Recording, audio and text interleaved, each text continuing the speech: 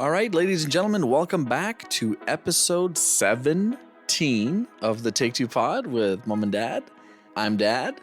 And I'm Mom. And today we've got an episode for you today that kind of has been, we could say it's a little bit late, maybe 10 episodes late, but we caught it with just in the nick of time. But anyway, the kids are down. It has been a trialing few days. Would you say, Mom?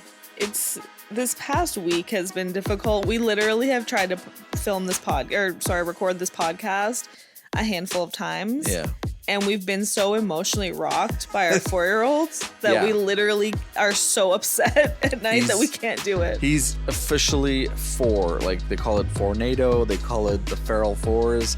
He is officially in his villain phase. Yeah, he's a little bit of a villain right now. He doesn't listen. He's officially 4. It's textbook. It's just textbook. Like, I'm not a toddler anymore, but I'm not a kid. I want to be independent, but I still need help with pretty much 90% of everything.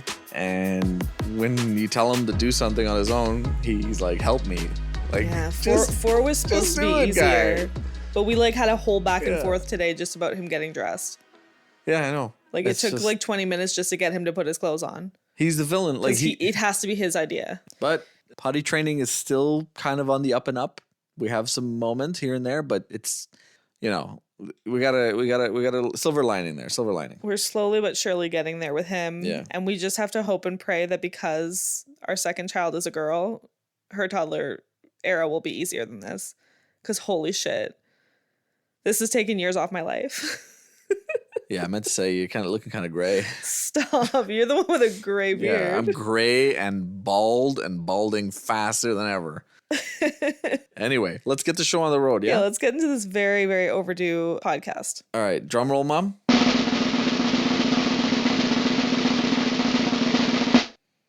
Detective. You're looking for me. That's right, everybody. We're doing 7. Se7en. That's some might say. For episode 17. We wanted to do this movie for episode 7 because we thought it'd be funny, but it's episode 17. It's happening. Yes. We're close. We're only 10 off. Close enough. Released in 1995, directed by David Fincher, and starring Morgan Freeman, Brad Pitt, and Kevin Spacey. Oh, also the young and beautiful Gwyneth Paltrow makes an appearance in this movie. So the synopsis of Se7en: when retiring police detective William Somerset tackles a final case with the aid of newly transferred David Mills, played by Brad Pitt, they discover a number of elaborate and grisly murders. They soon realize they are dealing with a serial killer who is targeting people he thinks represent one of the 7 deadly sins. What do you think of that synopsis, Mom? Pretty concise, but it gives away the whole movie. Yeah. I mean, I think the movie poster does. The movie poster has their 2 faces and it has all the sins written down. I feel like we don't catch on to the fact that it's the 7 deadly sins until the 3rd murder. And it's like, oh shit, he's doing all 7. You low key, I think the best way to watch this is just to watch it without knowing anything about it, if you can. Nowadays, that'd be pretty tough because it's such a famous movie. Like, everybody knows, one major quote from this movie. But yeah, I feel like you can still find people that don't know. Unfortunately, we have a friend that we love to show movies to, and she always looks up the movie. She can't go in blind. There's a lot of people like that. It's like a fear of unknown or something. I love going in blind. Yeah. It's a good feeling because you really get a lot of payoff. There's some things you can go in blind, like a movie that's not 5 hours. If it's a couple hours, yeah, sure, I'll go in blind. Yeah. But am I going to go on a vacation blind? No. I want to know what's around. I want to know what kind of crowd or hotel I'm going to be dealing with. Anyway. And probably wouldn't go into a TV show blind. Like, if I have to commit 10 to 12 hours or more, well, I need to know the beauty of a TV about. Show is you watch the first episode. If you're hooked, you're hooked. No, that's not a good way to be, though, because a lot of times the first episode of a show is not a good representation of the show as a whole. It's true. I remember when shows tend to get better. I remember when I introduced you to Lost, and I said, after the 3rd episode, you're hooked. But the first one was really There good too. truly is a rule of episodes of 3. You have to watch the first 3, and if you still don't like it, then you can stop. But don't just watch the Yeah, pilot, that's because true. a lot of things change after the pilot. That's true. All right, so Seven or Se7en, directed by David Fincher, as Mom just said. The budget for this movie that came out in 1995 was 34 million. The box office was worldwide of 330 million. So it made a lot of money when it came out, and rightfully so. I mean, it's rated 95 by audience on Rotten Tomatoes, and the critic score is actually 84, which is very surprising. Yeah, that's good. And I think it was kind of in the heyday of Morgan Freeman and Brad Pitt's careers. They were Yeah. both pretty big at that time. Yeah. Brad Pitt actually had to leave this movie early because he was filming something else. Yeah. So for him, 12 Monkeys came out the same year, which is with Bruce Willis. Yeah. It's like a sci-fi time travel movie. And then Morgan Freeman's coming off the back of Shawshank Redemption, which is like fucking. Oh my God, that's probably his most unreal. most epic role. Yeah, it's up there. And these guys are just, they're hitting their primes now. And David Fincher is new on the block. He did the Alien sequel that was critically just panned, but he really showed the world that he's got what it takes with this movie. Like this was the movie that came put him out on the swinging map. with this one because this movie has such a specific atmosphere. Yeah. It's very neo-noir. It feels almost like it's filmed in the 1930s. It feels almost like a black and white film with color. Yeah, you could watch this just grayscaled in black and white. You could easily watch it black and white, and it has like that shadowy feel of a noir detective, like almost like you're reading a comic book. Yeah. But it's in movie form. Like he really captured a very specific essence. He did for this movie. He did. He captured a vibe. But yeah, this movie came out in September 95, and it was what a year for movies. Just a few of the notable movies that came out that year: Heat, Casino, Braveheart, Jumanji, Usual Suspects with Kevin Spacey, and Toy Story. Just oh my God! Just Casino, Jumanji, and Toy Story make that an epic year. I know. I honestly I didn't even. There's so many more movies. I couldn't believe the amount of fire that came out in 1995. The amount of fire that came out in the 90s alone, like I think that might have been a golden era for movies, like that whole decade. Late 90s, early 2000s, there was a lot happening. Like there was a lot of fire. Yeah, there was. But just in all those movies, this stood out as something completely different, which is great. It's very unique. I literally had a hard time thinking of another movie that's like this because it's so unique. It's very unique, and a lot of movies have tried to mimic this movie, and you can tell it's like, oh, they're doing that thing.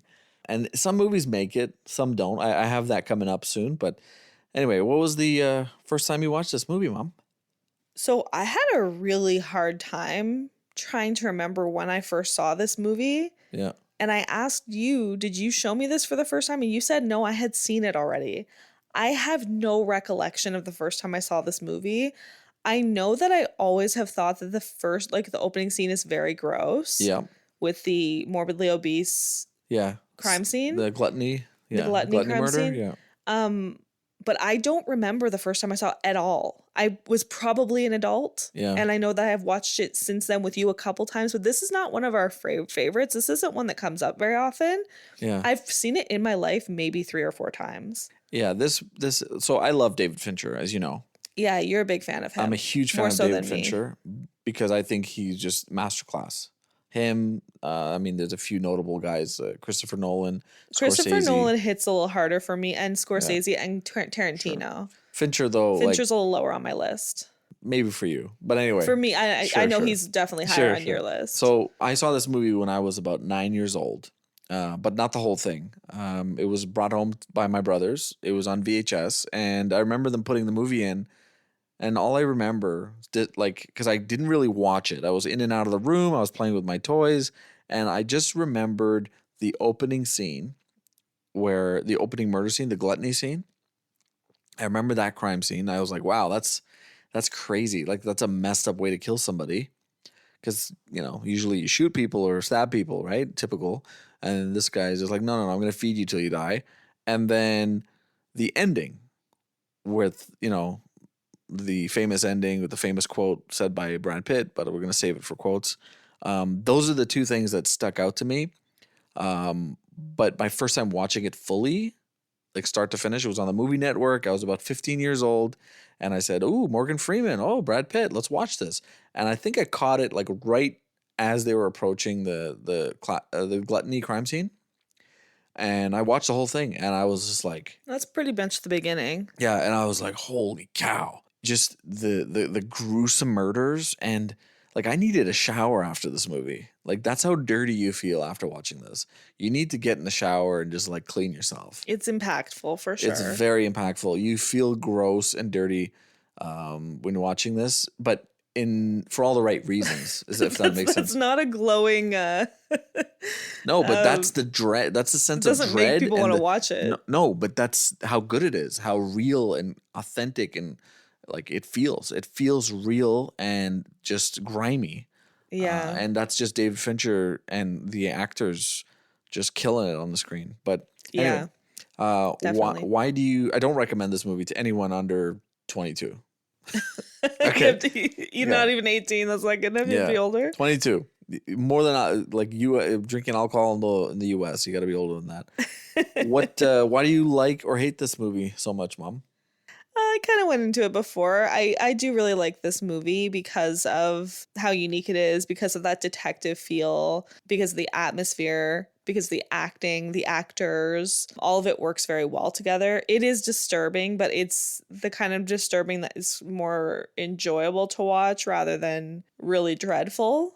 Like there's somehow it doesn't make you feel depressed. And sometimes dark movies will do that. There's a couple moments. Well, sometimes dark movies will really drag you down. This one, like, it gets your brain kicked into overdrive and you're wondering about the mystery rather than feeling sad about what's happening.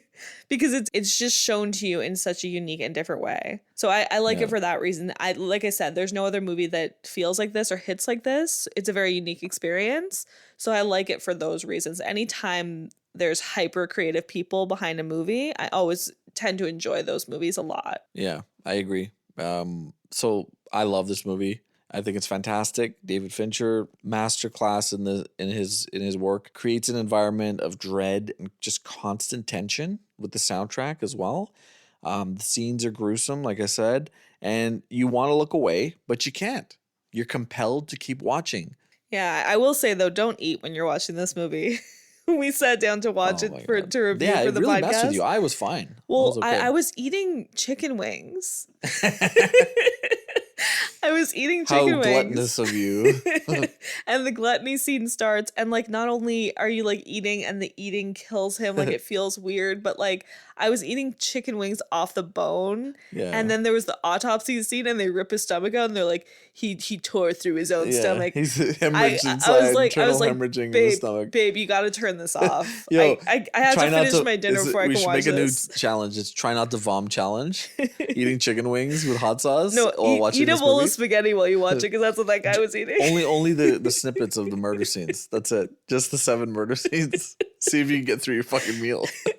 That should be a restaurant. Yeah, don't eat when you're. Try not to vom challenge. You shouldn't be snacking while you're watching this movie. I mean, choose your snacks wisely, people. Come on. Yeah, get your life together. You got to be careful. Yeah. It's fucking nasty, man. Oh my god, eating ribeye when the greed scene when he's like pound of flesh on the scale. Ew, that's so nasty. All right, you ready to get in the segments? Yeah, I'm grossed out now. Okay. Let's do it. So, what's your cringiest moment, Mom? What's in the box? What's in the box? What's in the box? Oh, what's in the box? Not until you give me the What's gun. in the fucking box? Give me the gun. He just told you. You lied! You're a fucking liar! Shut up! That's what he wants. He wants you to shoot him. No! Oh, no! Really? Yeah, like, although Brad Pitt's performance and portrayal of grief are good acting, that one line in particular is memorable for its delivery, but it feels overly melodramatic. I feel like it contrasts with the rest of the movie because the movie is so well acted. Yeah. And then there's this scene that his reaction, that's not right. Yeah. That's not what you would do. Yeah, there's some moments where I'm like, it's a weird choice. It's a strange choice. It was a weird choice. I actually think in that scene he gives a really great performance, but Yeah. though when he screams "What's in the box" over and over again, it's disjointed and it doesn't match the rest of the scene. That's become a meme everywhere now. And What's in the Kevin box? Spacey is serving such a great performance in Yeah. that scene that it's like, come on, Brad Pitt, you can do better than that. Yeah. So that for me is the cringiest moment because it doesn't fit the movie. Fair enough. That's a very fair. It's fair hammy. take. That's It's a it's very fair hammy. take. It belongs. It belongs in like a very campy superhero movie. You think? Yeah, it doesn't belong in this like very real gritty neo-noir Yeah. masterpiece. Oh, what do you think the cringiest moment is? So my cringiest moment it actually belongs in the same scene, and it's one of the best actors ever to be put in film. And I was really shocked because I'm like, this line has always bothered me. Whatever you hear, stay away. John Doe has the upper hand. John Doe has the upper hand. In a movie where the acting, the camera work, the dialogue, everything is amazing, this line reading by Morgan Freeman sounds forced and cheesy. Why are you? Yeah. Where's the expedition? Why are you giving us exposition here? But it's because he understands why he was driven away from them and that he wants to be alone No, with Mills. I know. So it's he's verbally saying, "Oh fuck." We don't need that. The whole movie has That's let true. the audience try to figure things out piece by piece very slowly. It gives you very little exposition that is over, like, they don't overfeed us. Like, that's a weird thing to say because of the gluttony murder, but, they just give us little hints of exposition. But John Doe has the upper hand. Like, really, Morgan Freeman? Come on. Like, they should have cut that out. He should have just looked at it and he should have said to the chopper, don't come near here. It's not Or what you... or he just could have opened the oh god and then started running Or towards should have them. said, That's all it's he not could have what you done. think, and run away. That's all he could have said. John Doe has the upper hand. I don't know if it's the line reading or the line, but they both don't work for me. And I was weird. They're both in the ending scene of the movie, which is one of the most climactic scenes. Well, the thing about the ending scene is they filmed alternate endings and also that scene was rewritten a couple of times because they didn't get permission to make that the ending until like very close to when the movie was released. Oh, yeah, because So it was a different ending they wanted, right? Well, no, David Fincher and Brad Pitt and Morgan Freeman wanted the ending it has. But there was Okay. an alternate ending where Gwyneth Paltrow's character is alive and they have to go save her. Oh. But they all said that is not the ending that this movie needs to have. It needs to have that dreadful, horrific ending. Yeah. And they, Brad Pitt and Morgan Freeman both said they would leave the project if they changed the ending. Ooh. Yeah. So I think there may be a little bit of weirdness in that scene because of probably how it had to be edited because of Okay, what maybe. what happened with the ending. Okay. But it's still a great movie. I'm nitpicking. Like, this is a nitpick. It's no, a it was huge hard to nitpick. find cringe You because know, it's so well done. Yeah, Morgan Freeman, some of the things he says in this movie, I rewinded it like 4 times because I was Yeah. like, this guy's voice, the delivery, just everything about it. I'm like, oh my God, Morgan Freeman. Yeah, Fucking just, multiple this guy's on amazing fire right performances. now. He's Yeah. like, he's just killing it. But yeah, that line, I don't like it. What's the most iconic scene or moment for you, Mom? So the most iconic scene is that end scene. It's very unique to the movie because they're out in the sun and it's the first time in the movie that you see sunshine. The rest of the movie is raining. Yeah. So it's almost like they take the darkest part of the movie and like just have this harsh sun on it Yeah. as this contrast of like they're in the brightness with Yep. the darkness closing in. Yeah. And it's just the performance, what happens in the scene, the whole just The stakes are high. the lead up, the build up to it, Yeah. all of it. Why did Kevin Spacey want them to catch him? Why are they taking him there, or John Doe? Yeah. It really puts you on edge and you don't know what to expect. And the movie really delivers. It delivers, yeah. It delivers a delivers, great ending yeah. that is shocking. Yeah. It is very shocking. So that's why I like that scene. What about you? So I had a couple of options here, but like there's a lot of great scenes. One specific one is when they're sleeping on the couch, just sitting on the couch, waiting for the fingerprints analysis. I like that scene. It's just really interesting to hear how cynical Morgan Freeman has become in his years as a detective and how, bright-eyed Brad Pitt is. And it's just a very interesting contrast of two Yeah. different eras of the same job. It also shows them really starting to bond and understand each other. Like they're more similar than they realize. Another honorable mention for me that had to put was when they tracked down the address of John Doe with the library information. I love that scene because it's so calm and kind of laid back. There's no music. They're kind of chatting. They're just talking shit. And then they knock on the door and... Retarded. Charlie's fucking angels. Name off a computer. Mills.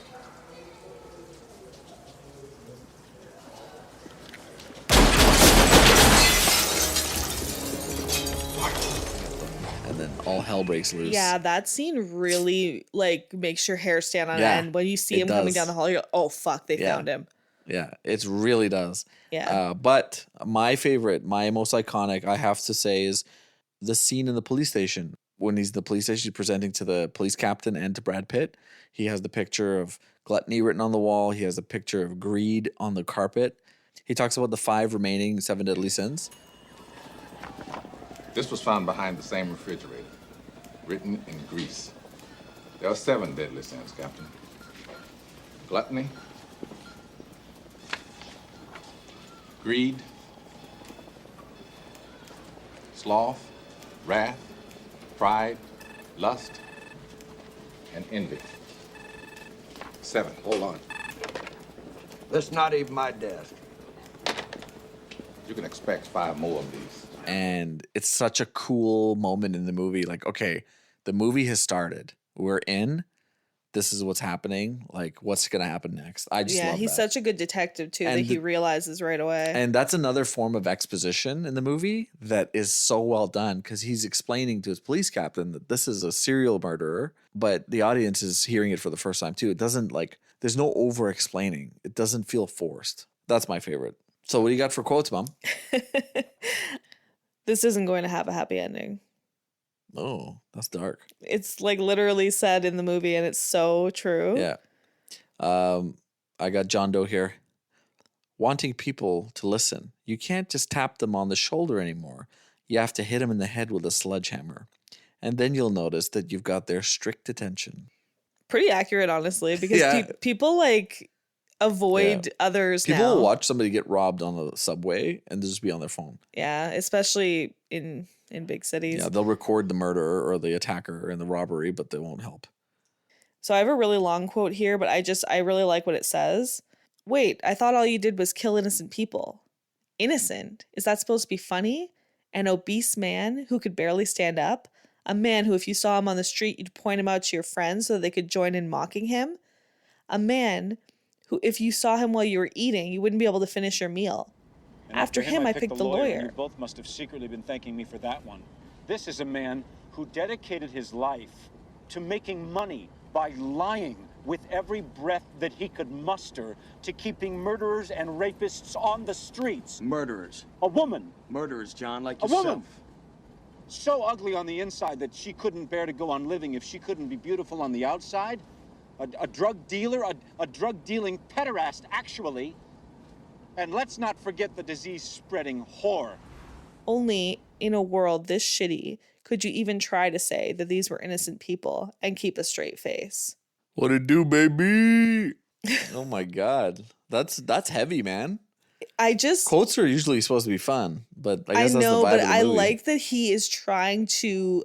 He's trying to justify he's the horrific rationalizing his thing that he decisions, did. yeah. He's trying to say these people deserved it. Like, obviously, they did not deserve it. Yeah. But I just like what he says because he makes like a good point while saying something terrible. Yeah. You know, Messiah, you're a movie of the week. You're a fucking t-shirt at best. When he's pissed off in the car. Yeah, he's got a lot of anger. I mean, his sin was wrath. Yeah, but he was pushed to it. Yeah, for sure. But I don't think that John Doe knew specifically that he was angry. That he was an angry man. Well, I have some stuff about that later because the movie all kind of falls apart if you ask certain questions. But I got William Somerset here. If we catch John Doe and he turns out to be the devil, I mean, if he's Satan himself, that might live up to our expectations. But he's not the devil. He's just a man. What is that accent that Morgan Freeman has? Where's he from? I think he's from the South. Yeah, Somewhere because in he the has South. like a little bit of a drawl. Yeah. And maybe like Carolina or something. I don't know. Yeah, I'm not sure. something like that. Yeah. Really good voice. Yeah, he's a landlord's dream, a paralyzed tenant with no tongue who pays the rent on time. That's a good line. That's funny. You got, again, Morgan Freeman. This guy is methodical, exacting, and worst of all, patient. He's a nutbag. Just because the fucker's got a library card doesn't make him Yoda. That's Brad Pitt's retort. I visited your home this morning after you'd left. I tried to play husband. I tried to taste the life of a simple man. It didn't work out, so I took a souvenir. Her pretty head. Oh, you're sick. You got a lot of Kevin Spacey quotes tonight. Kevin Yo. Spacey is lit in this movie. You're gonna I need know he's a problematic person, Yeah.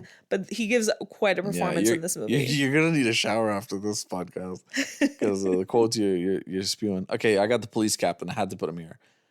He's talking to Morgan Freeman about the 7 Deadly Sins. The phone rings. He answers it. This ain't even my desk, and he hangs up. I fucking That's love so that. rude to whoever's on the other side of the phone. Like, Yeah. okay, why'd you answer the phone then, dick? Arlie Eremy. He's amazing. He's iconic. He was in Full Metal Jacket. What the fuck do you think you're doing? Is he the drill sergeant? Yeah, he's a drill sergeant. Oh my god, that's an iconic the character. He's known for that. You're really smart. I might let you fuck my sister. Oh god, that's disgusting. I know. He's fucked in the head. He makes a guy lose his mind and kill everybody in Full Metal Jacket. Okay, Because well, he's a dick. And also he's in the remake of Texas Chainsaw Massacre with Jessica Biel, and he's friggin' terrifying in that. He's the sheriff. oh, Anyway, had to put him in.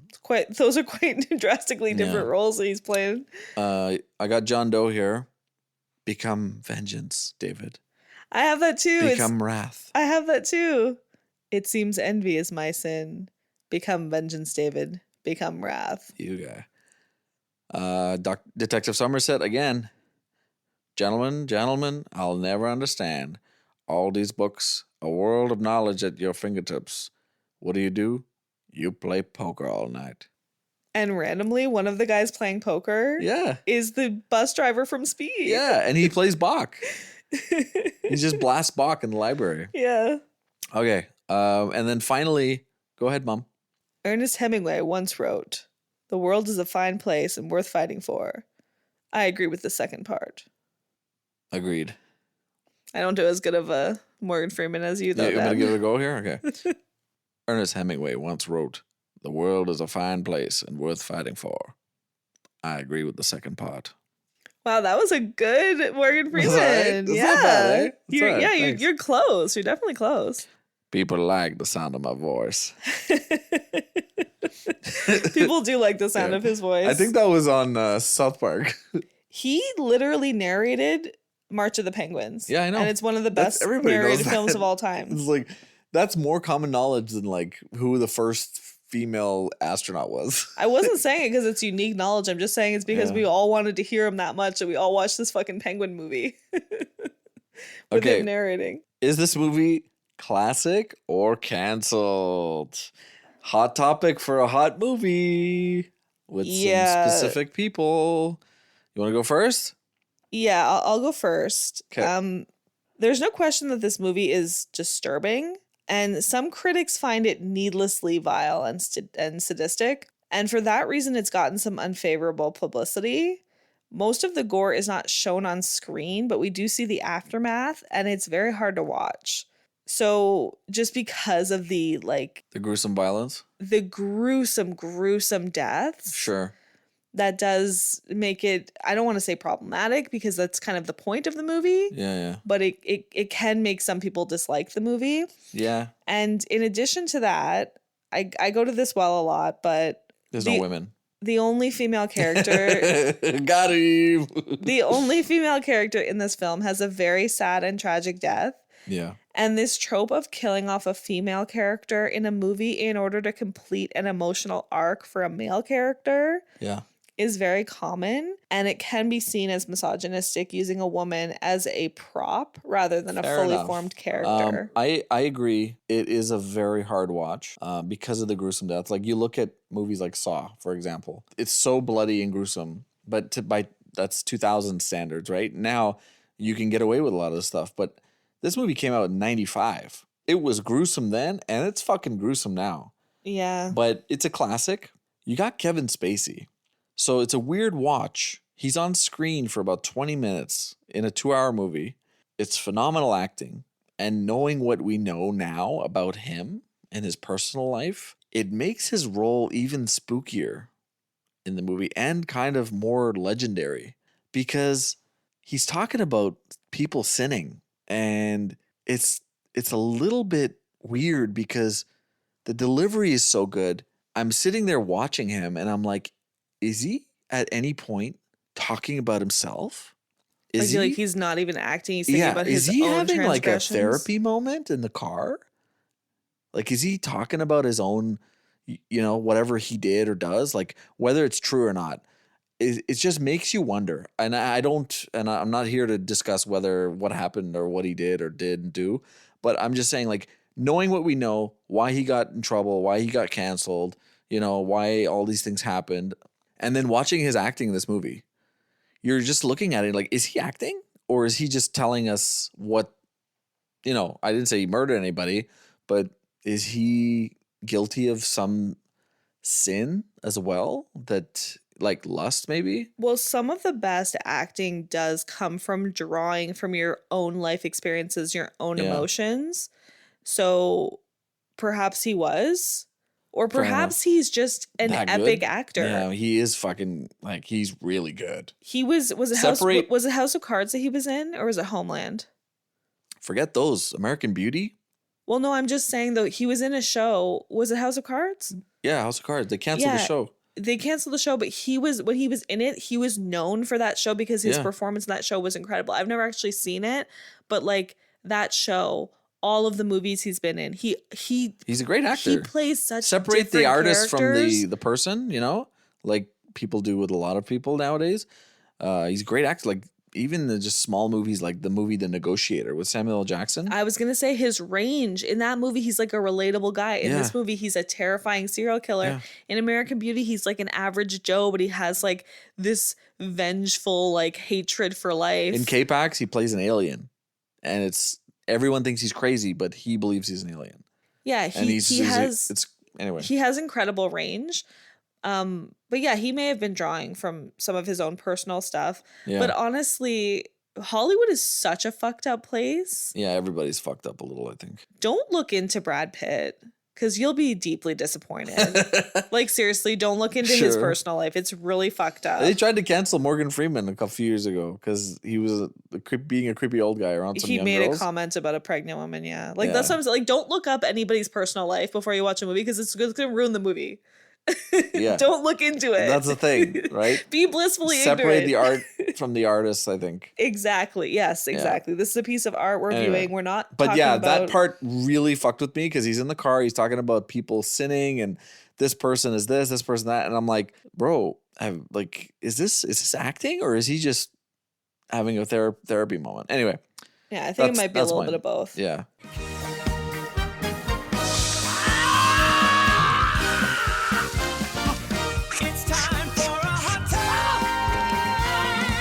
I have a new thing here. I'm just going to drop it. It's called Hot Take Alert. I have a hot take. It's just a part of the movie. I didn't know where to put it. I'm putting it here. Okay. Tell me what's up. Okay. I'm watching this movie. This is the first time I felt this way about this movie. And I'm just going to go and say this, okay? Seven is the best non-Batman Batman movie ever. I'm watching it and I'm rationalizing where this falls in the Batman universe. And I was smiling when you said comic book movie earlier and you said superhero. So, Seven takes place in the Batman universe before Batman Year One. Gotham City is more dangerous than ever. Bruce Wayne exists but is only a college boy. Morgan Freeman is a version of Jim Gordon, retiring soon. Brad Pitt is an up-and-coming, eager detective. Kevin Spacey, aka John Doe, would be a new villain, not in the comics, but a version of the Riddler, Victor Saz, and Deacon Blackfire all put together. I was going to ask which villain he would be. He leaves clues and puzzles, murders his victims in horrible ways, and uses religion to justify and purge the city of its sin. Police corruption is not prevalent, but it's on the rise. John Doe winning is what makes the city go into a downward spiral, and there becomes a need for Batman. And all these little moments of it, I'm watching it. So they don't say what city they're in, ever. The movie is dark. It's raining the whole time. And I'm like, there's no city that does that, except They the don't ending. say the city, but it's New York. It's obviously New York. They don't say it. I know they don't just say it. why would you come here? Just like they talk about Gotham in Batman movies of how shit of a place it is. But also, police corruption is not prevalent, but it's on the rise. So in the opening scene, that detective that's basically arguing with them because he's like, did you check for vitals? And he's like, he's fucking dead. Unless he's breathing in fucking, what's it called, soup, he's dead. To me, that's like a sign of the police not doing their job correctly and just not caring anymore. Yeah. And it could lead to corruption. But yeah, I could not get that out of my head. I'm watching the movie and I'm looking at it and I'm like, this is Gotham. This is Gotham City. It has Batman vibes, but the thing is, when this movie was made, superhero movies were not gritty and everything. No, they weren't. Like God, what's his name? Like the Robert Pattinson version of Batman. Yeah, which took a bunch of stuff from this. Yeah, but they're like that now at this time. No, I agree. We had the super campy. I know. Arnold Schwarzenegger as the Iceman. Yeah, you had Batman Forever. You had the nipples on the suits, on the bat suits. I get it. No, I get it. Batman couldn't turn his head. But now that I've said this, you can take this movie, watch it anytime, and place it. You can tell yourself mentally, you can convince yourself that it belongs in the Batman universe. You could, but at this time that would there not is have been no a thing. moment where they don't like it can belong in the Batman universe like at the snap of your fingers. It could, I agree. But not in 1995. So I'm like, I can't get it out of my head. I'm watching it and I'm like, this is a Batman movie. This is a Batman movie. You're just missing Batman. So anyway, that was my hot take. It's, take it how you want. I mean, maybe you agree, maybe you disagree, but. All right. Party Like is 2026 and recasting. So I think that if this movie was made today, it would actually be more graphic because movies today sometimes maybe. Show too much. I don't know. There's a lot of movies that they don't really show. Well, one thing for this, they don't show any murders happening. You just show up after. That's what I'm saying. I think it might actually be more graphic. It might show some of the murders happening. It might delve into Maybe John one Doe or a little two. bit more. Maybe one or two. I got, going to the library to make a list of books on specific topics is the most pre-2000s fucking thing ever, especially for the police department. Yeah, I said I don't know how they would find John Doe today because nobody goes to libraries anymore. They'd have to find him on the internet There's somehow. no cell phones. They could have called for backup when John Doe starts shooting at them in the hallway, but they just chase him. Yeah, but there were cell phones in 1995. Why didn't they have cell phones? It was early 95. I don't know. Cell phones existed at this time. They did, but they were big and clunky and probably shit battery and Yeah, but shit a reception. cop would have one. Maybe. They had beepers. I know that. I don't know if every detective was given one, especially if it's like a shithole city with a shithole department. We don't know. Yeah, all cops had cell phones. So they would have had a cell phone. Well, there's not a single cell phone in this movie. That's kind of weird, especially considering it was 1995. Anyway, I think if they made this movie today, it would work. And it would do it very similar. There'd be a few technological advancements, like they wouldn't wait overnight for the fingerprints. Yeah, I wrote that too. The fingerprints would come through a lot faster. And the guy delivering the head would be an Amazon delivery guy because the timing had to be precise. It's a Prime movie. It's on Amazon Prime. Her head is Prime. Yeah. Oh my God. It's a Prime delivery. It's Prime same day, not even one day. Same day delivery, yeah. Yeah, that's fucked. Okay, so I did something a little bit interesting. I made Mills' character, Brad Pitt's character, as Michael B. Jordan. Oh, okay. It was supposed to be Denzel, originally? That was what kind of took me down that Denzel road. and Morgan Freeman part 2. I wanted to race swap, so I made Mills, Okay. Michael B. Jordan, and then I made Somerset, Bryan Cranston. Ooh. Wouldn't he be so good? Yo, but those two together on screen? I think it could work. Yeah, We they're don't both know. We don't know what powerhouse. their chemistry they're both would be powerhouse like. actors. You know who'd Yeah, be they're good both though? powerhouses. If you want to do the race swap, I'm down. Bryan Cranston, I mean, he was Jim Gordon in Year One, right? Yeah, and he So he'd be also perfect he was for it. in that Judge show where he was a judge, and there's kind of Yeah. a similar vibe Your with Honor? judges and cops. Yeah, the Your Honor Yeah. show. So instead of Michael B. Jordan, if you want to do the race swap, I'm down to give Daniel Kaluuya the role of Brad Pitt. Yeah, but I don't feel like he could play a starry-eyed person. I think he could. He doesn't, because Brad Pitt, he's dark. He has some darkness to him. He's just a dumbass. He's just a dumbass. in He's this not movie. dumb. He's a good dumbass. detective. No, he's a dumbass in this movie. He's an idiot. I disagree. He But doesn't okay. fucking read the books. He gets the cliff notes. He's a fucking idiot. That's not an idiot. That's like, No, do you that's a want to dumb thing read to do. several books preparing for a single case? No. Anyway, He's just trying to save some time. yeah, because he's an idiot. Anyway, I would swap out Tracy, Gwyneth Paltrow's character, with Sure. with Florence Pugh. Oh, really? Yeah, I like her, Yeah, and she's a really good actress, and she's like a young Gwyneth. yeah, I could see that. So like for today's day and age, she could be Tracy. That's true. And then this is good for John Doe, Jesse Eisenberg. Oh no, I can't. Yes, No, because he's so robotic no, he and fucked up. What's it called? Batman vs Superman.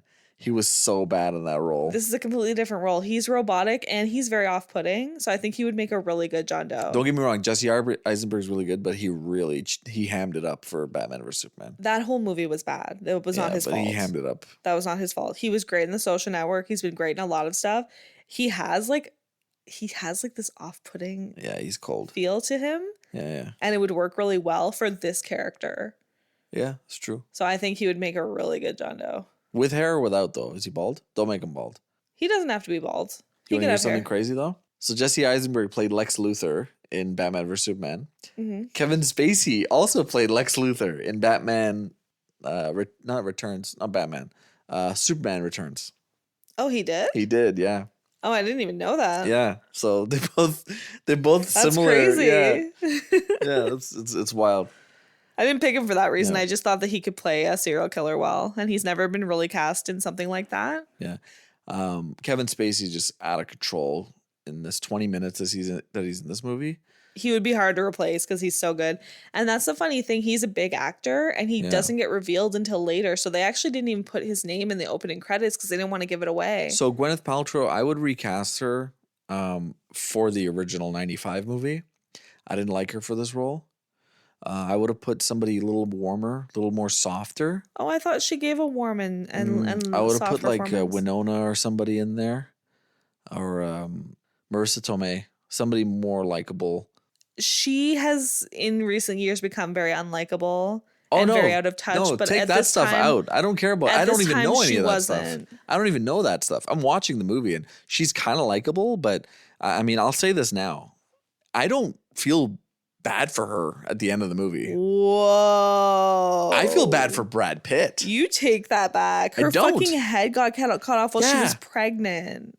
Yeah, but maybe it's because I'm numb to the movie now because I know what happens. You better chill the fuck out. But I don't like. It's not that I don't like Gwyneth Paltrow. I think her performance doesn't make me want her to. Like I don't really give a shit.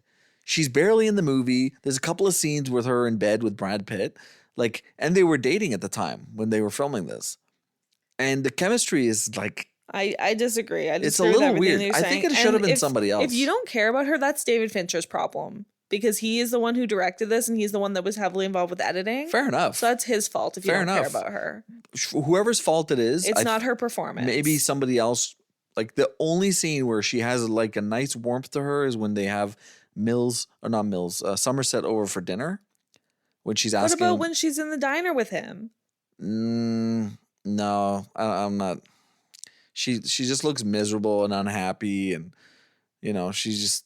I don't know if I should keep the baby or not. Like, why are you having this conversation with a strange man? Just go talk to your partner, man. Like, what are you doing? It is kind of weird that she talks to him about Yeah. that, but I don't know. We'll talk about her performance a little bit later. You know that diner in that scene? You know what other movie that diner's in? You're stepping on so many of my shower thoughts. Sorry. You brought it up. Can you watch this movie with your parents? Nah, bro. No. Not for the murders and the violence. The lust scene. For the insane murder sex toy photo that is revealed at the lust crime scene. We both, the lust scene is so fucked up. Listen, I'm not sitting there explaining to my mom what that is. I'm not. And if I don't need to explain it, I don't want her to see it and tell me to fucking, what the fuck is this movie? Like, what is this? You know, like it's that, I don't care who you are. You could be a 45-year-old man and watch that scene with your parents or your grandparents or whatever. It's uncomfortable. And it's supposed to be. It's supposed to be. And your mom would ask, because one time your mom asked what a douchebag was, and we both just like looked at each other. We were like, we couldn't answer. Yeah, and then your parents, I see your parents just watching this. That photo, the Polaroid comes up. It's like, Jesus Christ. And my mom would be like, what? What is that, dear? Yeah. Dear, what is that? And he'd be like, it's a freaking... Why is there a knife connected to You put a knife on your penis. That's what it is. And my mom would be like, oh, for God's sake. Why would anybody want to do that? Well, if they want to murder somebody, I guess. Yeah, it's very fucked up and upsetting. Yeah. But like, honestly, it's uncomfortable to watch that with anyone. That's what I'm saying. It's just uncomfortable you because you can be by yourself. You watch it by yourself, it's uncomfortable. Like that scene makes your vagina hurt. That scene makes everybody hurt. Yeah. It's fucked. Yeah. R.I.P. to that vajay. Poor woman. Okay, favorite and least favorite supporting character. Okay, fuck you, Tracy the wife. Hello, man. Hi, loser. Hi, idiot. It's Tracy. Somerset. Hello. Very happy to meet you. I've heard a lot about you. Except, of course, your first name. It's William. It's a good name, William. William, I'd like you to meet David. David, this is good. All right. I'll be right back. That's my favorite. Your favorite? Oh my God. Okay, really? Yeah. Brad Pitt right. was quoted saying she was the only bit of sunshine in the film. Because they were dating. He's obsessed with her at the time. Yes, but I agree. She brings a light and kindness towards others into the film. It's very sweet that she invites Somerset to their home for dinner. She cried when discussing her unborn baby. And she is a very supportive and loving partner to Mills. Okay. She's my least favorite. And I'm going to the character is great. But Gwyneth Paltrow, I think her performance, she's dry, she's a bit boring. And we don't really like her enough by the end to feel bad for her murder. We only feel bad for Brad Pitt. You know what I mean? Well, you're supposed to feel the emotion for Brad Pitt. Exactly. But you're also like supposed They to don't remember even show her face. in the diner crying. Yeah, they're not No. going to show her cut off head. Are you fucked? You know what they should have done? And maybe they did this for artistic reasons, but when Morgan Freeman opens the box, sees it, they don't show us the face. I thought that was great that they didn't show us anything. But when they cut back to Kevin Spacey telling Brad Pitt what's going on, they should have cut to Brad Pitt's face and then shown little flashes, like a second here, a half second here, of Kevin Spacey attacking her in the home. It would have added more weight to the whole thing. But also, I have another hot take, but I'll save it for later because I don't want to upset you. We're going to have to bench this. Okay, so remind me to bring up Gwyneth Paltrow's murder. Okay, but you're supposed to imagine her getting killed by him. Like, it's supposed to be that your imagination is worse than what they could actually show us. So my favorite supporting character is Ronald Emery, the police captain. Yeah, Every scene he's in good performance. is fucking mint. When he's at his desk in their office, and Somerset's like, "This is not the end. This is not the end. This is going to continue. It's only the beginning. I don't want anything to do with this." And he's like, "No, you're doing it. Sorry." And then Brad Pitt's like, "Fuck him. Tell him if he doesn't want it, I'll do it." He's like, "I'm putting you on something else." This is beginning. We've got one dead guy, not three. No motive. Don't even start that big brain of yours cooking on this, all right? Please. I'd like to be reassigned. What? What? But whoa, What in the hell are you talking about? This can't be my last duty. It's just gonna go on and on and on. You're retiring. 6 more days and you're all the way gone. Won't be the first time you've left unfinished Those business. other cases were taken as close to conclusion as humanly possible. And if I may speak freely, We're all friends here. this should not be his first assignment. oh, come on. I knew it. This is not my first assignment, you dick. Just his line deliveries are good. When he brings the little shavings they found in the guy's stomach, he's like, the coroner found this in the fat man's stomach. Like, just his delivery. It's just, they're so jaded and they've been through everything. Like, he literally tells Morgan Freeman, he's like, you feel it, don't you? You're not gonna be a cop anymore.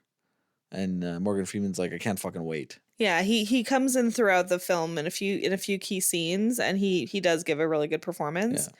My least favorite is the detective at the first crime scene that doesn't care about the child possibly seeing his dead parents. I almost put him. Like, fuck you, dude. That's what I'm talking about. The corruption, like the Morgan jaded Freeman was and cynical. Yeah, Morgan Freeman's like, did the kid see it? He's like, who the fuck cares if the kid saw it? I'm so sick of you, Somerset. I can't wait till you're gone. It's like, why? Because he cares if a child was fucking traumatized. Also, another connection to the Batman universe.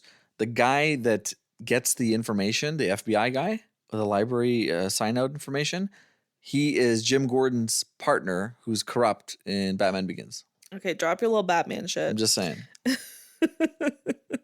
you know, you know. Okay, let's talk about cultural impact. So this film's climax, where Detective Mills discovers his wife's severed head inside the box sent by the killer. What's in the box? What's in the fucking box? Yeah, it's deeply entrenched in pop culture. Yep. What's in the box has become a universal shorthand for dreaded, shocking revelation. Yeah. Basically. So that's on all of our minds whenever you think of this movie. Yeah, that's the first thing that comes to mind. Yeah. Seven bridged the gap between gritty crime films and psychological horror by focusing heavily on forensic methodology, which was never really done before this. Yeah. And it laid the groundwork for basically everybody's fascination in forensics that led to shows like CSI, Law and Order SVU, stuff like that, where they deeply go into that because it showed that people do have a liking for that. And the film ignored traditional triumphant Hollywood formulas by allowing the villain's nihilistic masterpiece to succeed. John Doe's surrender and manipulation of Mills into committing the sin of wrath cemented a trend of morally gray, psychologically devastated protagonists that dominated cinema and television. It got us comfortable with having an uncomfortable ending, a dark ending. Yeah. Rather than the happy ending that we've all come to expect. I got, honestly, just you see hints of this movie everywhere now after this came out. And they kind of did it with Silence of the Lambs, but this movie really, like Batman, you mentioned it earlier, 2022 with Robert Pattinson. That movie. It's a ripoff of this? It's almost a ripoff of this. It has hints of like Zodiac as well and a few other movies, but it's heavily inspired by Seven. The Bone Collector, it's super heavily inspired. Forensics, investigation, serial murderer there's an end game to it. They're playing games, they're leaving clues, messing with the police. 8mm, oh my God, with Nicolas Cage. I think it did kind of kick off this detective, like hyper intelligent detective trope that we see all the time. True Detective, the show wouldn't exist if this movie didn't come out because it's dark. There's religious themes. The people doing the killing think they're doing God's work. There's so many parallels to it.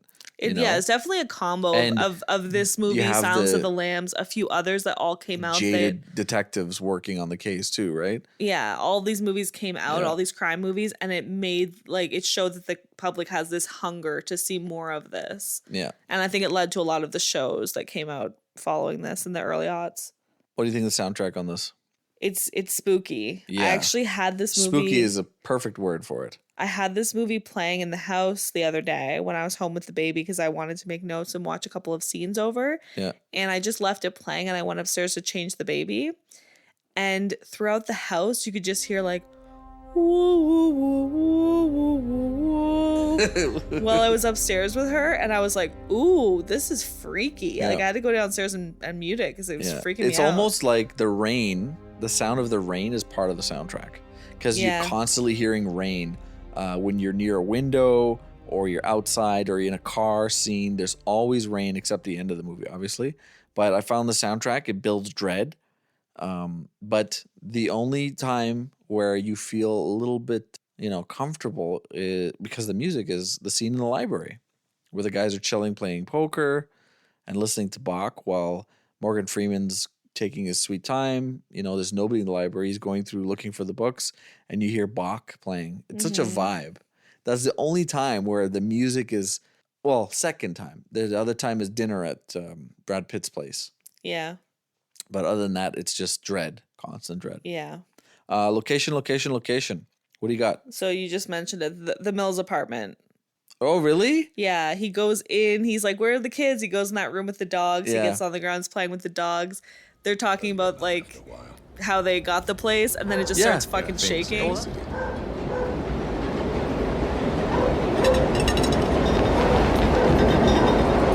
Subway. It'll go away in a minute.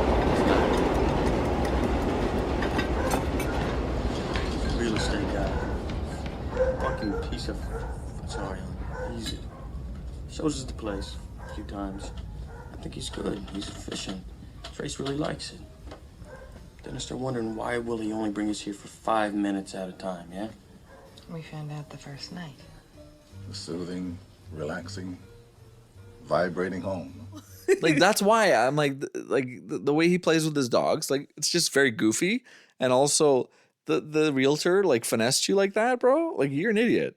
Yeah, both of them got finessed. He's not the sharpest detective, but he's eager and he wants to do good. Yeah, and he's still young. His instincts aren't quite there yet. Like, he's still learning.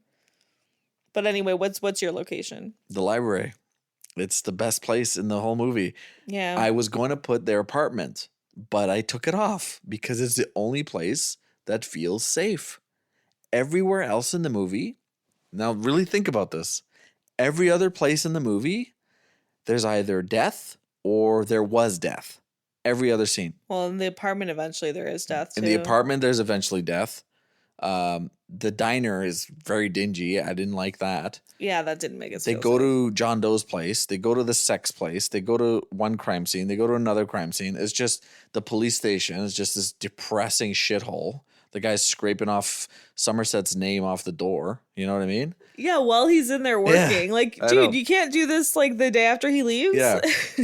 And I'm, like, thinking, like, where is it where there's some form of safety?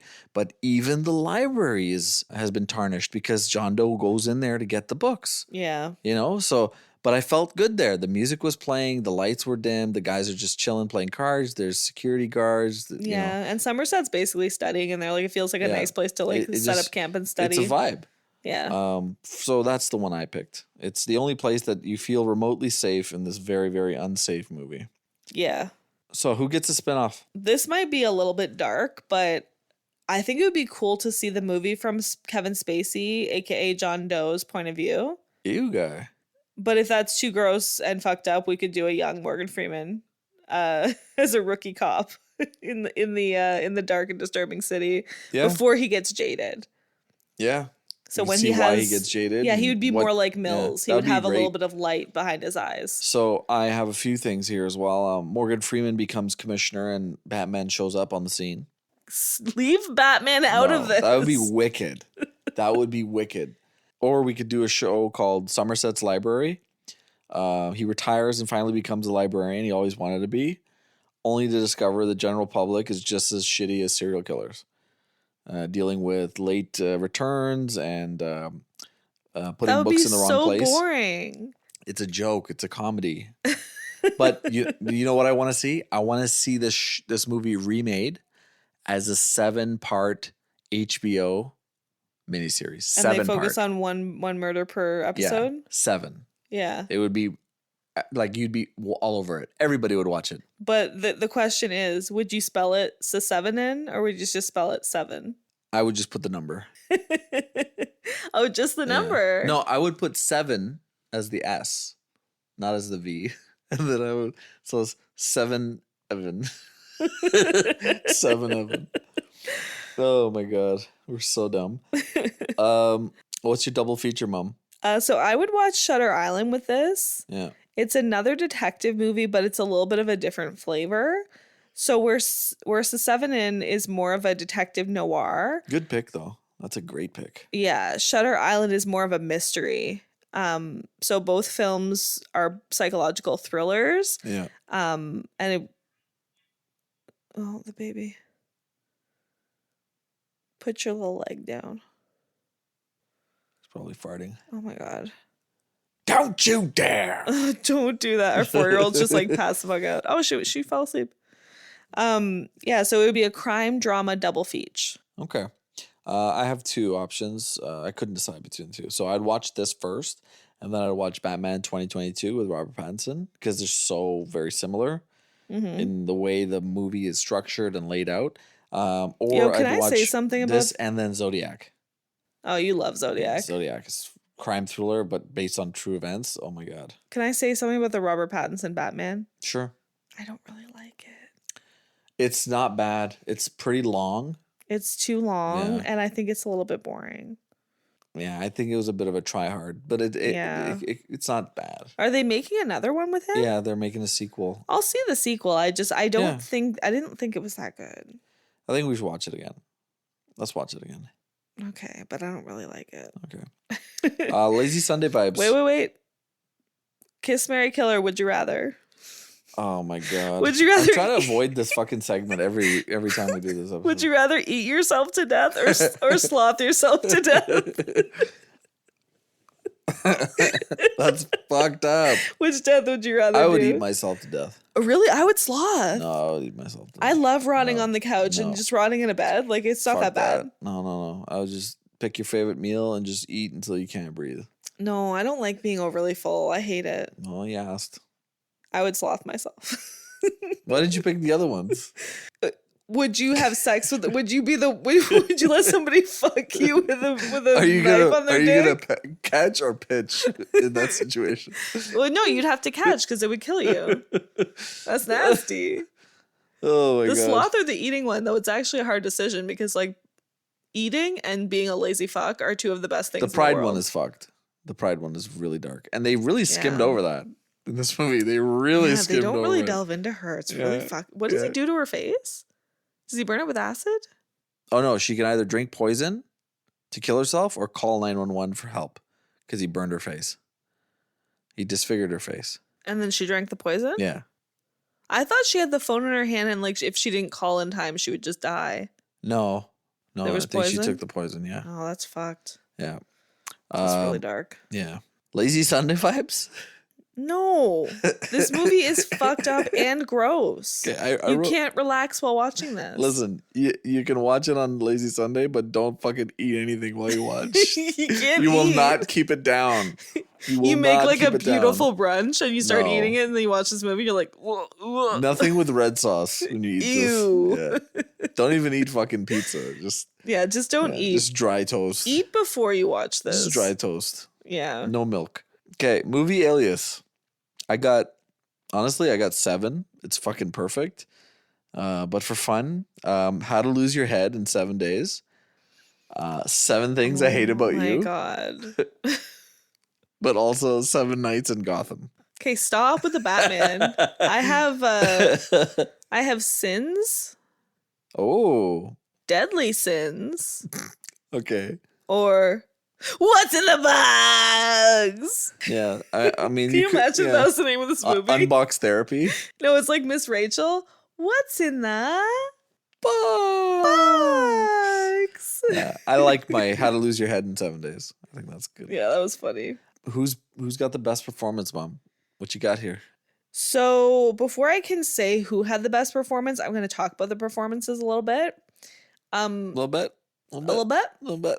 Brad Pitt gives a really good performance in this movie. Yeah. It's very unique. He has a lot of anger, and particularly in the What's in the Box scene, he Yeah. shows a lot of raw emotion, terror, agony, incredulity, and anger. Ooh, Like, big it- words. It is a mixture. That's a $50 word, Mom. Incredulity? Yeah. Because he's Let me incredulous. let me go get my visa. He can't believe what he's being told. I He's know, like, what I did you know. say? What did my wife? Yeah. What? Like, it's just, Yeah. there's a lot of emotions in that short scene. Yeah. And I think that that's pretty impressive. Gwyneth Paltrow gives a performance that is endearing and loving. She brings light and a bit of comedy into the movie, Sure. which it sorely needs because of the dark atmosphere. Plus, her scene in the diner with Somerset is particularly moving when she grapples with her decision to keep her baby. Yeah. And then Morgan Freeman, he gives a subtle performance of a gentle and highly intellectual person who's been emotionally damaged by working in a violent and upsetting profession. But I've got to give it to Brad Pitt because of the range this role shows, especially when you look at other roles he's played that are wildly different. Wow. I'm shocked. Well, whereas Morgan Freeman, as much as I love his performance in Yeah. this movie, he kind of always plays this person. Yeah. It could say this was like a sequel to Shawshank when he gets out. He's the same guy in Shawshank. He's the same guy in Batman. He's like always a highly Yeah. intellectual, like good detective, like smart Yeah. person. He's not really flexing many muscles. Yeah, sure. Although like I said, his performance is subtle. I have to give it to Brad Pitt because just look at his performance Yeah. in Inglourious Bastards Yeah. versus great. this. Go Night along. and day. Yeah. Completely different characters. Yeah. So he definitely is showing a lot of range and, like I said, heavy emotion. So I have to give it to him. What about you? Wow. You caught me off guard. I did not think you'd give it to Brad Pitt. I had a really tough time because Brad Pitt, like you said, really good in this movie, really sharp acting. Like he's early on in his career, but just the little details, the little things he does. Like obviously these are all choices made by the wardrobe department and the director and everything, but he really sells it. Like his shirt is never ironed and it never fits properly. He brought his own ties because he wanted this guy to have a bad sense of style. Yeah, no, and it really works on so many does. levels. Because you watch them getting ready in the morning. You see Morgan Freeman. He's got his gun holster. He's got his vest. His shirt's crisply ironed. Everything's laid out on his bed. Brad Pitt's just throwing on a shirt, barely tucking it in. And the shirt's like 2 sizes too big. Yeah, you know? he made the character his own in a unique way. He And made him a also- blue collar guy Yeah, who wants to be a detective. yeah. And he brought that emotion. Yeah. Kevin Spacey's in this movie for about 20 minutes. And he just dominates every moment, every line he says, he dominates. And it's unbelievable. And I give kudos to the acting. All bullshit aside, all his other crap aside, but the fucking performance is unbelievable. Yeah, it's a deeply unsettling performance. But I couldn't get away from Morgan Freeman's. And I know you're saying it's a lot of recycled Morgan Freeman stuff that he does. No, I'm not saying that. He gives a really good performance, but it is similar to what he always does. Fair enough. But there's a scene where they find John Doe's apartment. They break in. Brad Pitt breaks in because he's loose cannon, right? They go in. All these books are laid out that are handwritten by John Doe. And Morgan Freeman opens one and just starts reading from it. He reads a passage from the book or from the notebook. Yeah, about the guy on the subway. Yeah.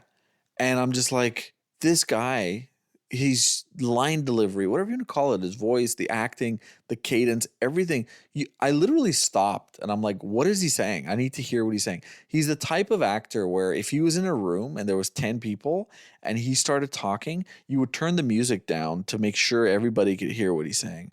The guy is he has a commanding presence. Unbelievable. Just the little things he says, even the scene with Gwyneth Paltrow, like, I don't really feel for her. I honestly, in that scene where she's telling him that I'm pregnant, I don't know if I should keep the baby, I felt more for Morgan Freeman because of his story, how he made his partner like decide basically to have an abortion. And he says, spoil the hell out of that kid if you do decide to keep it. And I fucking felt for him because of all the things that he's lost. Yeah, his regret of his decisions that he made. So it's kind of a weird, like it's strange. Every time she's in a scene where we feel for her, I feel for the police officers. I don't know why. It's not because she's a woman or something. It's just because she's kind of like unfazed. She hasn't seen the dark side of the world yet, and unfortunately, she sees it in the worst way. Yeah, but I give it to Morgan Freeman. I can't get away from it. He is a good character. The guy is and really, when amazing. you think about it, he's the main character. Yeah, the movie starts with him Yeah. in his apartment, and it ends with him. Yeah, and he's the one that isn't used for wrath. Like, he's the one that gets away. Yeah, and the character is good, but the acting is amazing. He's right every time. Yeah. He's always right about everything, and then eventually Brad Pitt starts to see what he sees. Where you going? Going in. No, wait. Wait. What are you talking about? Fucking shot at us. Can't go in. No, we can't. We got need a probable warrant, Cause. We Bill. got probable cause. Come on. Think about it. We got Think. probable cause. How did we get here? I can't tell anyone about this. Oh, come on. I Get can't out tell of the anyone way. about Get out the of the bureau. way. We have no reason to be here. Listen to me. Listen to me. Man. Listen. Get up. Get the fuck All off right, me. all right, I'm sorry. But would you just pay attention a minute?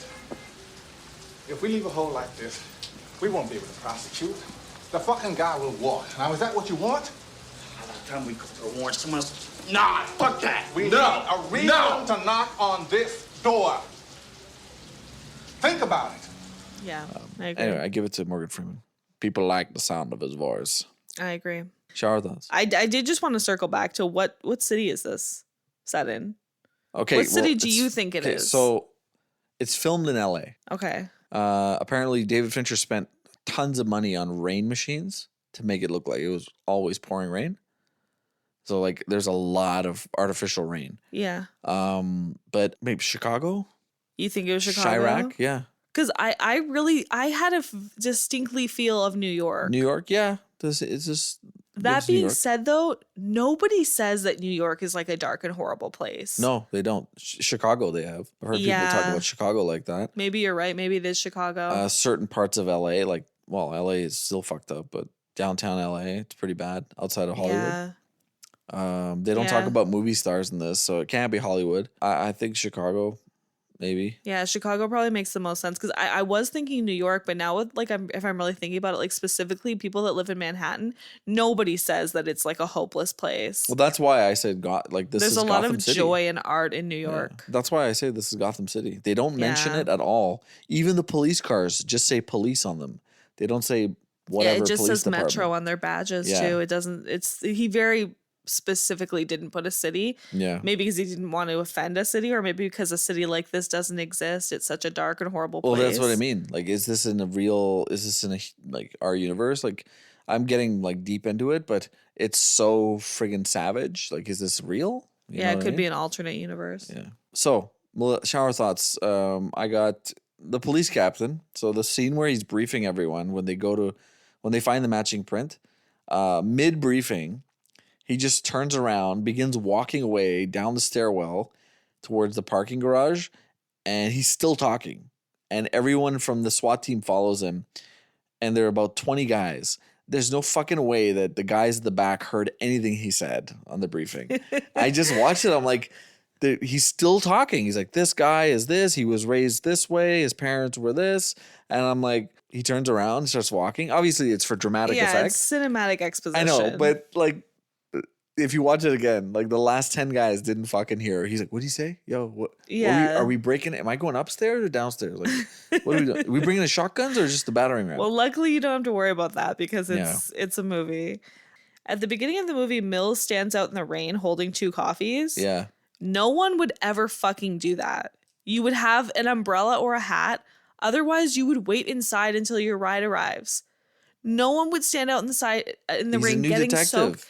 soaked and getting rainwater in that coffee. He's a new detective, and he probably wasn't planned. He didn't plan properly for it. No, he's wet behind the ears, literally. So, like, it's just not something a human would do. Like, you're not. I've human. been there. I've stood in the rain. You get caught in the rain sometimes, but if you had a car, you get in the car. No, it makes no sense. So do you know what other movie, The Diner, where Morgan Freeman and Gwyneth Paltrow meet, is from? Tell me. King Kong ain't got shit on me. Training Day. It's funny that Denzel was supposed to be in this movie too. Yeah. You see this newspaper? It's 90% bullshit, but it entertains me. You won't let me read it, so you entertain me.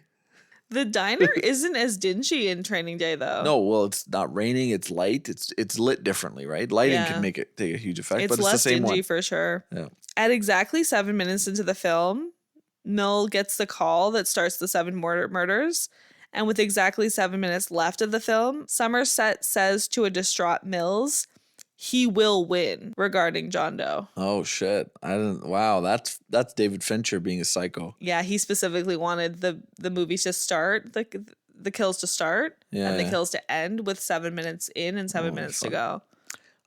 Did the delivery guy low-key inspire Prime delivery service? It's so funny that you said that because what I said about the Amazon. shit was on time and location was accurate to the T. Like the guy was there exactly when he needed him to he be. paid him $500. Kevin Spacey, you could tell, like they didn't cut to him, but he was probably salivating. He's like, "This is fucking the best delivery service I've ever gotten in my life." $500. If you pay somebody $500, they're going to be on time. No, they'd probably fuck off. Especially in 1995. Yeah, they'd just vanish. Go ahead. So this movie is very dark. Do we think that it's from Somerset's POV? Like, is this how he sees the world, or is it truly this dark? That's a good question. I think it's this dark because everybody else is just as cynical and jaded. I think it's just as dark. Okay, because I wasn't sure if it's really like that or if it's because of Somerset. Little question here because they don't really answer it in the movie. But they don't show us what's in the box. And John Doe says that I took her pretty little head. But we don't know. They never show it to us. Did he do it? Did he just bluff to cause the wrath? Then what was Morgan Freeman so upset about? What was in the box? It could have been something else. It could have been something else. It could have been a picture of her. It could have been a picture of her tied up. Maybe she's just kidnapped. Maybe she's alive. But maybe they just did that. And Morgan Freeman doesn't say what's in the box. He's just terrified. So it could have been anything. But we assume that it's her head. They don't really tell us that. And you know what's been really fucked up? Like you're saying, the exposition's not needed. It's disturbing enough. But you know what's really fucked up? So let's say she's not dead. He shoots Kevin Spacey, right? And then he goes to jail or whatever, and she's alive. And now that kid's going to be born and he can never see her or something. Well, also, he killed her like a day before. You haven't called your wife, dude? You haven't called her all day? Yeah. Like, he could have easily found that out. There's that a lot she of was weird dead. questions like that. But I'm going to ask them shortly. So the FBI guy I mentioned, the pizza parlor, is the same guy in Batman Begins. Crazy Joe Davola is Dr. O'Neill at the gluttony scene. Yeah, you pointed it out to me and I was like, oh, really? I had no idea. Netta? Is that you? I got hair on my tongue. Netta. This was the 7th highest grossing film of 1995. Isn't that crazy? Yeah, It was the that's 7th. freaky. Yeah. That's a little freaky. George the night guard is Sam, the bus driver from Speed. You mentioned that. This ain't no bus stop. And then Kevin Spacey's monologue at the end about people being tolerated and people looking the other way it's still very eerie because it's like he's talking about Hollywood almost. It's really fucking strange. Yeah. It's aged the best and the worst. Mm-hmm. You know what I mean? But my other question I have here. So the timing of everything, it's very elaborate. Kevin Spacey takes a picture of Mills at the crime scene. Remember? Yeah. We find out later because he's got the Polaroids developed. In his but we bathtub, don't yeah. actually know that. It could be that he bought the photo from a photographer or something. No, but you can it's see him. you can see that it's Kevin it's Spacey obviously in Kevin that Spacey. scene. Wearing Wearing a wig. I think he's wearing a hat or a wig or something. It's a wig, yeah. Sure. At that point, I don't think he's decided to kill Mills, but at some point, okay, because he's kind of going with the flow. He picks doesn't his kill murders. Mills. No, Mills sorry. kills him. He makes Mills wrath. Like, when does he decide this? Because the sloth one, he keeps the guy there for a year, right? He's slowly like making the guy basically turn into like dust. Well, I think it's in a similar time because he said if your police department thinks that I'm press, it's very easy to buy information. So he was able to buy the fact that Mills had a wife and his address. Yeah. So somewhere in there, he probably realized Somerset has no wife. Yeah. He realizes Mills does, and then conceives of this plan. I think he goes after Mills after they break into his apartment because he calls him, right? And he says, I'm very impressed. Like he's actually impressed by him, and he's talking to Brad Pitt on the phone. Remember, Kevin Spacey calls his own place. Yeah. I think that's when he decides. But then I guess he hatches this crazy plan to make her make himself envy and make him wrath. Yeah, it's hard to say because like how if he had this Because plan he for has the to turn 7 himself sins. in. He has to turn himself in. Yeah. It doesn't work if he doesn't turn himself in. And then he turns himself in. He tells the delivery guy, I guess he maybe told his lawyer to have the delivery guy deliver it for $500. Yeah. Because how do you time that? Because by the time they go through processing and interrogation and all this shit, it could be several days. You have to suspend belief a little bit because if you really delve into the timeline like that, it kind of comes undone. Yeah, there's a few questions like that I have. Yeah.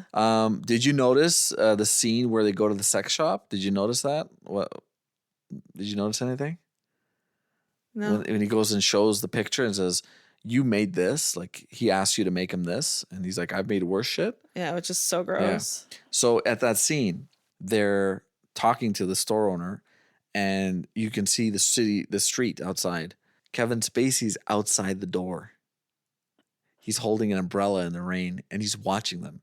He's fucking following them. Right before the that's lust murders. freaky. It's him. He's standing there.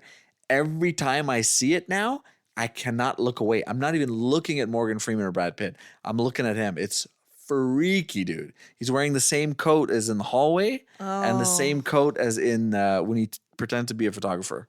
That's messed up. Really fucked up. Yeah.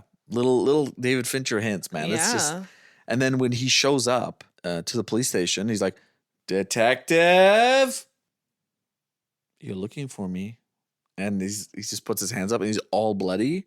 Yeah. It's so freaky. Also, it's so That's Gwyneth Paltrow's blood. bro, that's never been done in a That's movie. Tracy's blood. But that's on never him. been done in a movie where the killer, like, nobody can find this guy. And then 5 murders in, he just turns himself in. Yeah. And the police, they're so dumb. Like, obviously Brad Pitt, but the police captain is like, "Oh, he just turned himself in." It's like, no, he's doing this on purpose. This is a plan of his. This is all planned out. Yeah. You know? It's very, like, thought through. This guy's thought of everything. Like, he's not going to just turn himself in and be like, "Yeah, I'm 5 out of 7. I'm good." Like, yeah, no, but dude. isn't it freaky to realize he's turning himself into Mills and he has Yeah. Mills' wife's blood all over him Yeah. and they don't even realize until later that that's what he just did? The opening credits, you see Kevin Spacey flipping through the books and writing notes, and then he has a razor blade and he's shaving off his Yeah, I noticed fingernails, that. Yeah. or it's not his fingernails, his fingerprints His in the fingerprints. opening credits. Yeah. And then later on, they can't find prints anywhere. They gave us the clues there. Yeah, because he shaved them off. There's a lot of clues I wanted to say, but go ahead. What do you got? So screenwriter Andrew Kevin Walker conceived this story during a particularly miserable stint living in New York City in the late 1980s, channeling his anxiety over the city's rampant crime into the script. Oh, yeah. So it is based on New York. His experience in New York City. His experience in New York, but like New York. that's a rare experience in New York because everybody you hear about that lives in or has lived in New York talks about how amazing it is. You have visited it. It's incredible. No, that's a visit. Living in that place in the rougher areas, I'm sure it's really fucked up. yeah. Yeah. You see some shit. Like just walking down the street at night, like you think there's homeless people here. You see homeless there. You see rats the size of friggin' small cats. It's like freaky. Ew. So they hint at Brad Pitt's wrath multiple times in this movie. How he Because doesn't he's think so there's- angry? He's angry. He's a hothead. Yeah, he's angry about the apartment. yeah. He's angry about like the killer himself. He's like He he's probably kicks- dancing around in his grandma's Yeah. underwear. Yeah, he kicks the door open when he tells them, like, "You're gonna fuck this case up. He's gonna walk." Like that moment where he kicks the door down, I'm like, wow, this guy's he's obviously a fucking idiot. He Because- covered his ass though. He No, paid that a would he never paid a hold up. crackhead to say she That heard would something. never hold up in court. That would never hold up in court. It would not. Like just a crackhead is a fed or a sandwich. It ends up not being an issue. Yeah. Well, yeah, because he kills the friggin' guy. But yeah, they hint at it multiple times in this movie that this guy's going to be wrath because he's got a lot of anger. He's short tempered. He's impatient. You know, he's impatient. Doesn't read the books. He's getting the cliff notes, things like that. I just find it very interesting that they give all these little subtle clues. It's really, really cool. Okay, so I just have a question here because we just did Silence of the Lambs not long ago. Who's the bigger murderous psychopath villain? Is it going to be Hannibal Lecter who eats people, or is it Kevin Spacey's John Doe? That's a good question. I think John Doe is more hateful than Hannibal, actually. Okay. Hannibal is like, no, I guess I was going to say he's mentally disturbed, but obviously John Doe is too. They both are, but I'm like, if they were in this, like, would John Doe be his patient? Yeah, probably. You know what? Actually, I think Hannibal Lecter's more dangerous. Yeah. Because he's really strong. He Okay, fucking killed, like, he'd take down, like, fully grown men easily. Yeah. I don't think John Doe can do that. Okay, this is probably an easier question to answer. Who's more scary? Buffalo Bill or John Doe? John Doe seems to be more bloodthirsty than Buffalo Bill. Yeah. Buffalo Bill wants a woman's suit, so he's not really killing for enjoyment. Yeah. He's killing because he wants to make a suit out of them. John Doe just loves to kill. Like, he enjoys it. He relishes it, takes his time. Yeah. I fucking... Buffalo Bill feels bad. So I think John Doe's scarier than Buffalo Bill. Oh, okay. Fair enough. Yeah, he doesn't. He's rationalizing all his decisions. Yeah, he doesn't feel bad about what he's doing. Buffalo Bill, like, grapples with guilt. Yeah. All right. So, does this movie hit different as a parent? What do you got, Mom? You know what? No. What? Aside from the diner scene, there's no kids or dialogue about kids in this film. And all of the victims are childless adults. So we don't really delve into parenthood in the movie at all. Okay. It's a disturbing movie for anyone, parent or not. Yeah. But for me, it doesn't hit different as a parent because it doesn't make me think about my life as a parent or children in any way. Yeah, I'm surprised you say that. I would yes. Morgan Freeman's line about Gwyneth having the baby really hits home. Like, if you do have this baby, you spoil that baby every chance you get. Like, that scene, I got choked up when he said that. Yeah, so did I. You know, because I thought about my own kids and I'm like, our own kids. I'm like, you know, maybe are we too hard on them sometimes? Are we in a rush to get them to grow up? Should we just spoil the hell out of them every chance we get? Because one day they're just going to be too old. You cannot, you know? you cannot constantly spoil a child because then they turn into a really shitty adult. Yeah, but his point of that was the world is a shit place. When you become an adult, make their childhood magical. Yeah, and I mean, maybe spoil them with love, but don't just buy them whatever they want and like make their life too easy because then they're not going to thrive as adults. That's true. Yeah, I think it hits different as a parent because when I watched it before, I was like shocked, disturbed, but this time I'm like, oh, she was pregnant. Like, oh, yeah, like that really. When Brad Pitt finds out that she had a baby. And he's like, oh, she didn't tell you? Like, that's fucked up. Oddly, that didn't affect me. Like, it's obviously a tragic death, and I was horrified that she was pregnant. But yeah, for me, it didn't make me really think about being a parent that much. But I mean, the scene in the diner does make me want to spoil our kids. Like, just today, I took him to the book, our son, I took him to the bookstore, and I let him pick whatever book he wanted. And we had such a nice little... Dante? No, but we had such a nice little like trip in the bookstore. Like, it was really special, and like whenever you get to do something like that with your kid, it is like really amazing. Yeah. So if I was giving advice to somebody grappling with that decision, I would talk about stuff like that because it's hard to be a parent, but the rewards definitely outweigh the hard. Yeah, it's very hard being a parent, but yeah, you're right. It's rewarding a lot of times. The love and the sweetness, it outweighs the hard by a lot. Just before we go, I just want to talk about the last ending scene of the car. That whole scene is crazy. The monologue that Kevin Spacey gives, and then you could see Morgan Freeman dismantling his logic because he's saying that you take pride. You saying you're doing God's work, but you enjoy what you're doing. So there's a personal reason for it. Yeah. And then Brad Pitt loses his temper again with the wrath. He gets angry at him. He's like, shut up, you fucking freak.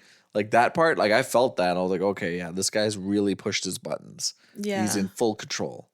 But anyway, how many Pine air fresheners hanging from the ceiling do you give this movie, Mom? Ew. So they couldn't smell the sloth guy rotting to death. It was either that or like knife dicks. It's just me. How many knife dicks? It's just me on a Sunday before we had kids, like refusing to leave the bed. Oh, that's fucked. No, dude, that's disgusting. Also, yo, did you know that they didn't know he was supposed to jump up?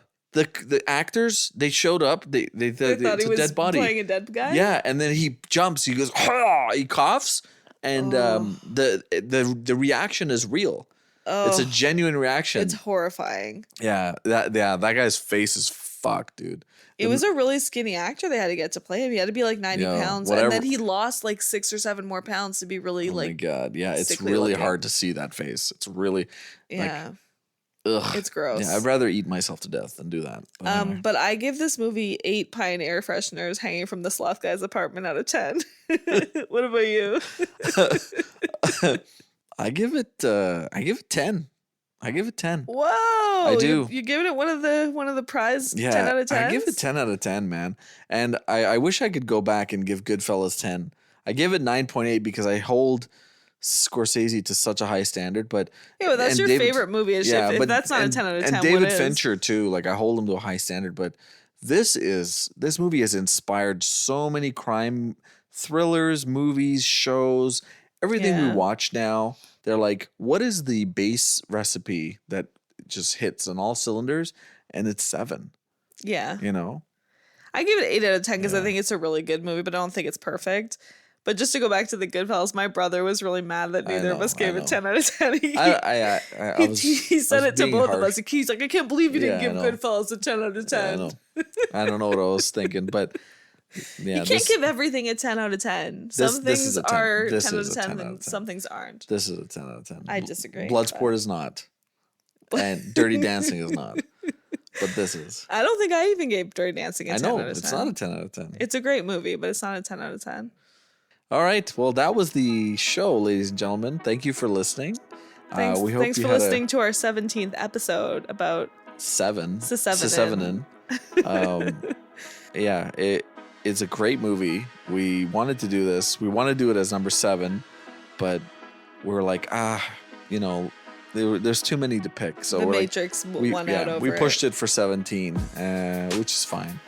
But we love this movie. It's great. It's hard watch. Yeah. But it's a really good movie. And if you haven't seen it, go out there and watch it.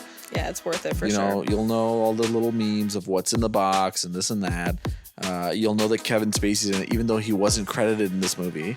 It was a surprise to people. Yeah, I said that earlier. Yeah. But yeah, amazing movie. Thank you for listening. Please follow us on Spotify, Apple Podcasts, YouTube, wherever you listen to podcasts. Give us a five rate stars. us 5 stars. Hit a follow for us. Comment on the videos. Tell us what you think. You can email us. The email's in the Spotify account description. Let us know what movies you want us to do. If you want to do a podcast with us, you can do a video, a movie with us. We could record you. We could do like a live stream. We can do all kinds of stuff. So thank you for listening. Follow us on Instagram. Leave a like, subscribe, and we'll catch you next time. We'll catch you next time, everybody. Okay. What's in the box? What's in the box? What's in the box? This ain't even my phone.